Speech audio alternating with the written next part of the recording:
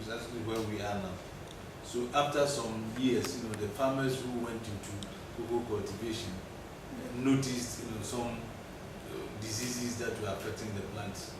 So a complaint was made to the colonial agric officers in those days, and it was decided that a research station should be established, and then some scientists put there so that they can look into the problems associated with those, the cultivation of the crop. And so that is how come this institute was established, and that was in 1938. So it started as a Tafo cocoa research station. But just a few years later, Nigeria and Sierra Leone, which were also British colonies at that time, were also producing cocoa, and they also had similar problems. So it was agreed at that time that since they were all British colonies and the British government in Ghana had established this institute, why couldn't they upgrade it to cater for the whole of the West African sub-region? So in 1944, it was upgraded to the status of West African Cocoa Research Institute. And Tafo remained the headquarters, but they had a substation in Ibadan to cater for Nigerian farmers, and then one in Sierra Leone, Freetown, also to cater for their farmers. And then in the early 1960s, when most of the West African countries had become independent, there was the need to aggregate that alliance. And so it came back to Cocoa Research Institute of Ghana in 1962. And then Nigeria also had Cocoa Research Institute of Nigeria. And we are told that around that time, Sierra Leone discovered diamond, and so their interest in cocoa went down. So they couldn't put up a research station of their own. So since 1962, it has become the Cocoa Research Institute of Ghana. But it has gone under many umbrella organizations. It first went under the Council for Scientific and Industrial Research. It also at one time was under the Ghana Academy of Arts and Sciences. But as we speak today, it is the research wing of the Ghana Cocoa Board. The Ghana Cocoa Board has oversight responsibility for the Cocoa Research Institute. Now, our mandate started with looking at problems associated with cocoa cultivation. But over the years, it has expanded to include all aspects of not only cocoa, but coffee, cola, shea, and then cashew.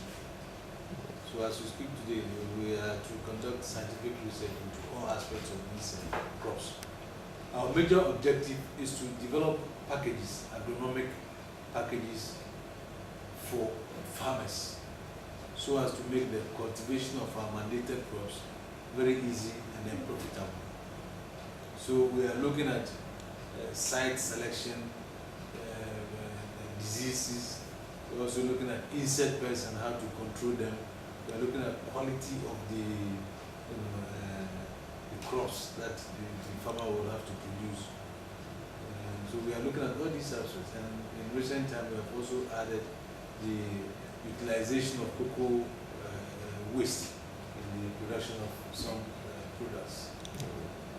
So in a nutshell, this is what we are doing here. We have 5 main scientific divisions which are looking at the specific aspects of our work. So we have the agronomy and soil science division, and as the name implies, if you want to go into the cultivation of any of our crops, you first need to know, which soils will be suitable, which lands, what kind of vegetation, what kind of climatic conditions. So they are looking at that. Now, they will also have to determine, the planting distance. How far apart should you put the plant so that they can be economically viable? Do you need shade where in the tropics, a lot of sunshine? So what do? Do you have to provide some shade for the crops, or just leave them at the mercy of the weather? So they are looking at all those things. So after you have acquired the land, you need to know the kind of planting material that you have to put under cultivation. Sometimes you will put a large tract of land under cultivation and you will not have anything because you have not used the right planting material.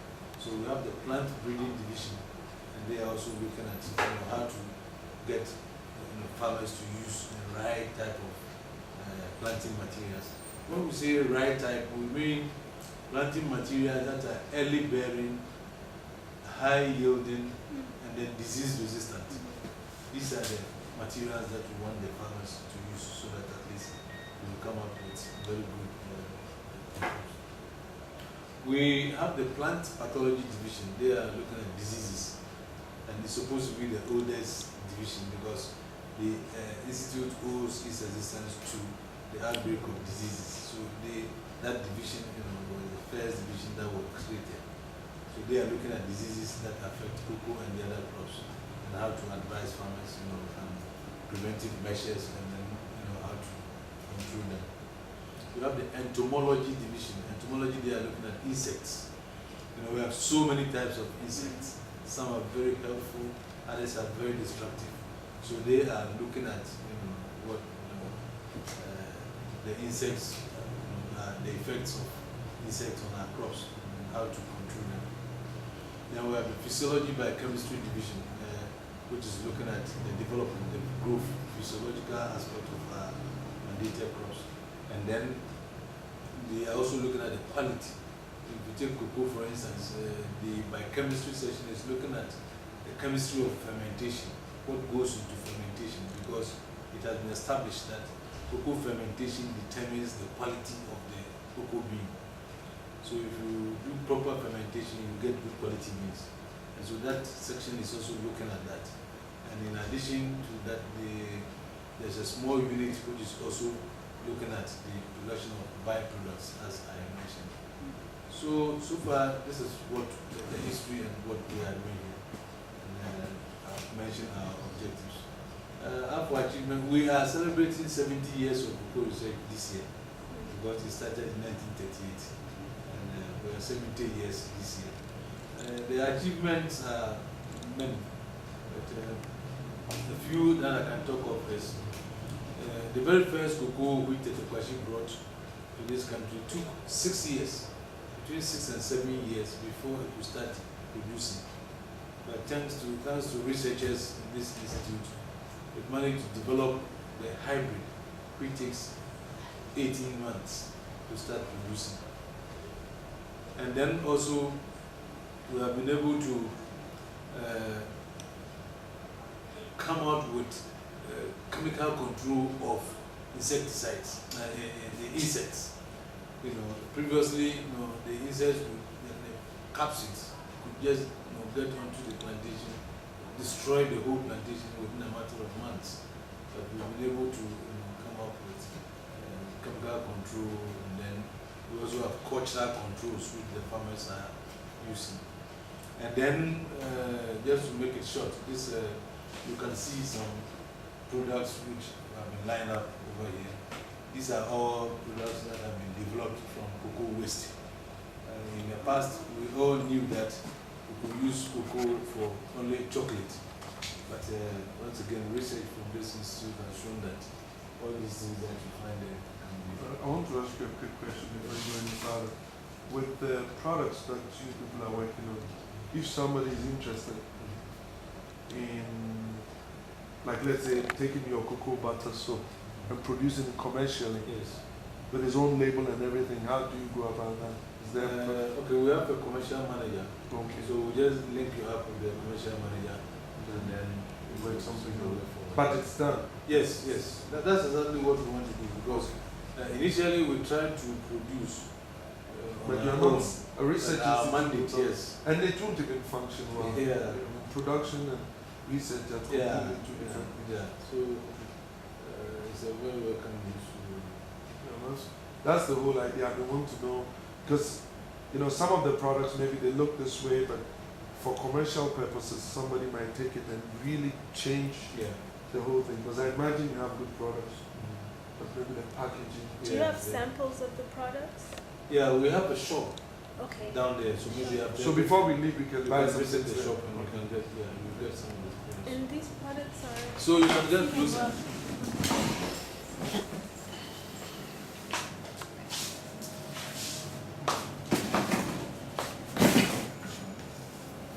This is the cocoa pod, you see, and the bean, which is used for chocolate, is inside. we break it, and over the years, farmers have always only been interested in the bean, because that is what is processed and then sold for money. So this outer cover, in the process of getting the dry beans, is thrown away. But the research has shown that it has a lot of properties. So we are using it for liquid soup, for another soft soup. This is the alata. Yeah, this is alata soup. And this is good for skin rashes. This is the kind kui. Oh, okay. You see. And then the fresh bean, has a pulp around it, and the pulp contains some juice, which we call the pulp juice. And during fermentation, this pulp juice also drains off. It goes waste. But research has shown that you can collect the pulp juice, ferment it, and then distill to get alcohol. Oh, this is alcohol. Yeah, and so you have cocoa brandy from the pulp juice, cocoa gin from the pulp juice. And then if you don't distill, you can also use it in the production of wine, cocoa wine, and then vinegar, all from the pulp juice, which will have gone waste. Now, the dry bean, after fermentation, you have to dry the beans, and that is what is used for chocolate. Now, in course of the drying, some of the beans will go bad, not all the beans, and whatever the situation is, the dry bean contains some amount of fat, and that fat can be extracted. So we have managed to use that in the production of body pomade.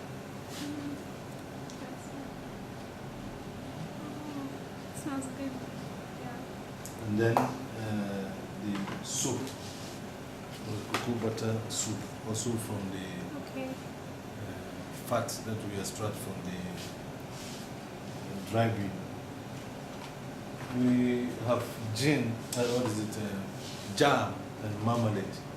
Also, unfortunately, I don't have samples in. I think it should be in the fridge or something. Yeah, so far, these are some of the things that we have managed to develop. Now, we also try as much as possible to get to the farmers so that they use the technologies and the methods that we have developed here. So we have what we call the Cocoa Farmers Newspaper. Can we get copies of Yeah, I'll give you copies. Okay. And Ghana is the only cocoa producing country that has this thing for its farmers. And what we have done is that we realize that most of the farmers, their educational backgrounds are not so high. So we using a lot of pictorials, and diagrams, and then the level of the English language has also been reduced so that primary school child can read and then translate to the, and then a lot of demonstrations. So, for example, how to control mills or capsids on cocoa farms with insecticides. So we demonstrate these are the recommended insecticides which the farmers, the farmer can use. Then we go through the processes where you fill the machine before you can spray. And then we give the farmers free of charge. This one we like telling them cocoa pod husk as part of animal feed. You see, it contains some amount of protein, so you can also use it, as a component in the preparation of your animal feed. So we give this to farmers, and then we expect that at least cultural control of black pod. You see, it's black pod disease, but you see how we have written it, black pod sickness. You see, so that at least to understand. Yes, it's very easy to understand. When the primary school child gets sickness, he knows that at least. Okay. So you can have copies. All your copies will go. So you let